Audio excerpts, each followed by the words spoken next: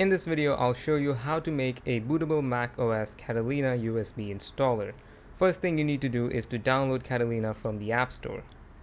So open the App Store and look up Catalina. Then click on Get and wait for it to download.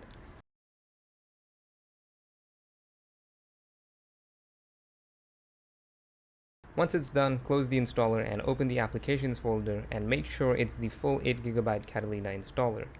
Then connect your USB to your Mac and make sure it's at least 16GB. Then open Disk Utility and on the top left select Show All Devices.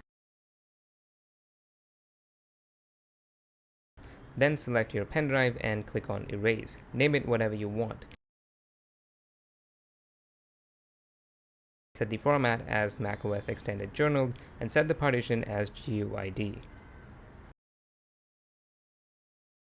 Once it's done, close Disk Utility and go to the link in the description and download Install Disk Creator. Once it's done, right-click on it and click Open. Here, select your USB that you just formatted and then select the Mac OS Catalina installer. Again, make sure it's actually the full 8GB installer. Then click Create Installer.